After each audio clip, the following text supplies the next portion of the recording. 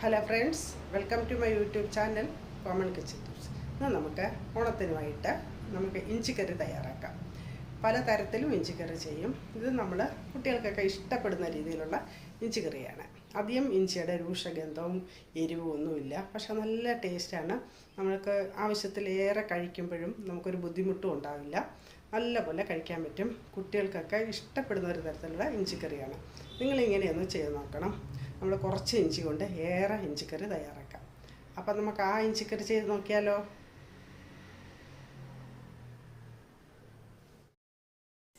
ഇഞ്ചിക്കറിക്കും ഏറെ പുളി വേണം. അത് നമ്മൾ ചൂടുവെള്ളത്തിൽ കൊതുത്ത് വയ്ക്കാം. ഇഞ്ചി ചെറുതായി കൊത്തി അരിഞ്ഞെടുത്തതാണ്. അത് നല്ലപോലെ നമുക്ക് വെളിച്ചെണ്ണയിൽ മൂപ്പിച്ചെടുക്കാം.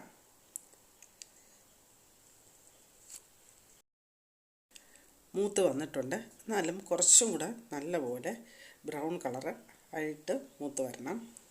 കുറച്ച് ഡാർക്ക് ബ്രൗൺ ആയിട്ട് വരെ മൂത്ത് വരുന്നവരെ നമുക്കിത് വറുത്തെടുക്കണം. ഇത് നമുക്ക് കോരി മാറ്റി തണുക്കാൻ വയ്ക്കാം. ആ എണ്ണയിൽ തന്നെ നമുക്ക് സവാള ഒരു 3 സവാളയോളം ചെറിയതായി കട്ട് ചെയ്തെടുത്തത് നമുക്കിതിൽ ചേർത്ത് നല്ലപോലെ ആ എണ്ണയിൽ ചേർത്ത് കുറച്ച് എണ്ണയും കൂടെ ചേർത്ത് നല്ലപോലെ വഴറ്റിയെടുക്കാം. അതിന് വേണ്ടുന്ന പച്ചമുളകും ചേർക്കാം. ഒരു 3 പച്ചമുളകും ചേർത്തിട്ടുണ്ട്. അത് നല്ലപോലെ നമുക്ക് ഇളക്കി നല്ലപോലെ മൂപ്പിച്ചെടുക്കാം.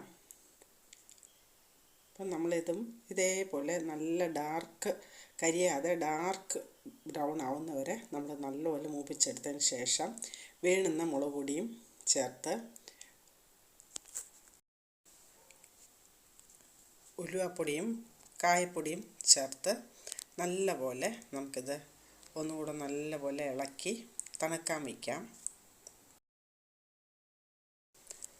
നമ്മൾ മിക്സിയുടെ ബൗളിലോട്ട് നമ്മൾ ആദ്യം ഇഞ്ചി മൂപ്പിച്ച് വെച്ചത് പൊടിച്ചെടുക്കാം.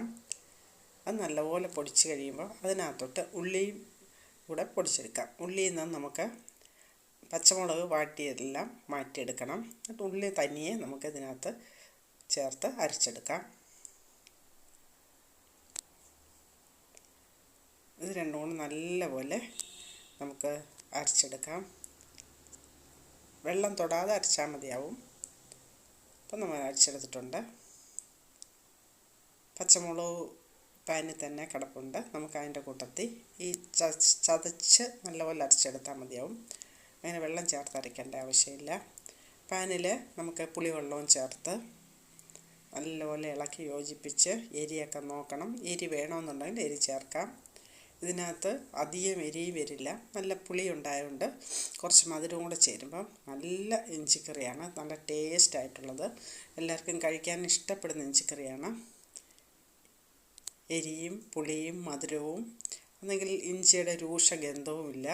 നമുക്ക് ചോറിനൊക്കെ നല്ലപോലെ കൂട്ടി കഴിക്കാൻ ഇഷ്ടപ്പെടുന്നതാണ്. കുട്ടികൾക്കും ഇത് ഭയങ്കര പ്രിയപ്പെട്ടതാണ് ഇഞ്ചിക്കറി. അധികം രൂക്ഷഗന്ധമില്ലാത്തതുകൊണ്ടും കുറച്ച് ഇഞ്ചിയും ചേർത്ത് കൂടുതൽ സവാളയും ചേർക്കുന്നതുകൊണ്ട് നല്ല ടേസ്റ്റായിട്ടുള്ള ഇഞ്ചിക്കറിയാണ്. നമ്മളൊരു 150 ഗ്രാമോളം ഇഞ്ചി എടുത്തിട്ടുണ്ട്. അതിന് വേണ്ടിയിട്ടാണ് നമ്മൾ 3 സവാള ചേർത്തിരിക്കുന്നത്.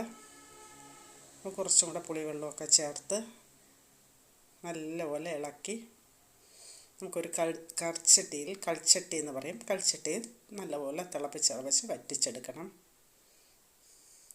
എല്ലാം കൂടെ നമ്മൾ യോജിപ്പിച്ചെടുത്തതിന് ശേഷം നമുക്ക് ചട്ടിയിലേക്ക് മാറ്റാം. നമുക്ക് വേണ്ടുന്ന ഉപ്പുമൊക്കെ ചേർത്ത് കുറച്ച് കായപ്പൊടി വേണമെങ്കിൽ കുറച്ചും കൂടെ ചേർത്ത് എല്ലാം നല്ല മണത്തിന് എല്ലാം നോക്കി നമുക്ക് നല്ലപോലെ ഇത് തിളപ്പിച്ച് വറ്റിച്ചെടുക്കണം. നല്ലപോലെ തിളച്ച് വരണം. കുറച്ച് തിളച്ച് വരുമ്പോൾ നമ്മൾ സിമ്മിൽ വെച്ചാൽ മതിയാവും. കുറച്ച് കായപ്പൊടിയും കൂടെ ചേർക്കാം ലാസ്റ്റും. കായപ്പൊടി കുറച്ച് അവസാനം ചേർക്കുന്നത് നല്ലതാണ്.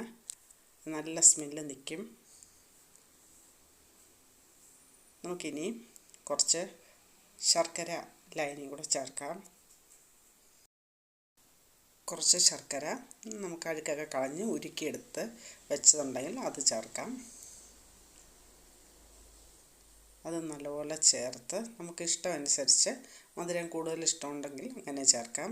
കുട്ടികൾക്കൊക്കെ മധുരവും പുളിയും എരിയും കൂടെ ഭയങ്കര ടേസ്റ്റായിരിക്കും. അവർക്ക് ഭയങ്കരമായിട്ട് ഇഷ്ടപ്പെടുന്നതാണ് ഈ ഇഞ്ചിക്കറി. എന്നൊക്കെ ഇഞ്ചി കഴിച്ച വലിയ രൂക്ഷമായിട്ടുള്ള ഇഞ്ചിയുടെ ബുദ്ധിമുട്ടും ഉണ്ടാവില്ല. ഇനി നമുക്ക് കറിവേപ്പിലയും ചേർത്ത് കടുവും താളിച്ച് ചേർക്കാം. നമ്മുടെ ഇഞ്ചിക്കറി തയ്യാറായിട്ടുണ്ട്. നിങ്ങളിങ്ങനെ ചെയ്ത് നോക്കണം. നല്ല ടേസ്റ്റായിട്ടുള്ളൊരു ഇഞ്ചിക്കറിയാണ്. ഇത് കുട്ടികൾ കഴിച്ചാൽ വീണ്ടും വീണ്ടും ആവശ്യപ്പെടും. നല്ല ടേസ്റ്റാണ്. നമുക്കിത് ഇഷ്ടപ്പെട്ടിട്ടുണ്ടെങ്കിൽ ലൈക്ക് ചെയ്യുക, കമൻറ്റ് ചെയ്യുക, ഷെയർ ചെയ്യുക, സബ്സ്ക്രൈബ് ചെയ്യുക. വീഡിയോ സ്കിപ്പ് ചെയ്യാതെ കാണാൻ ശ്രമിക്കുക.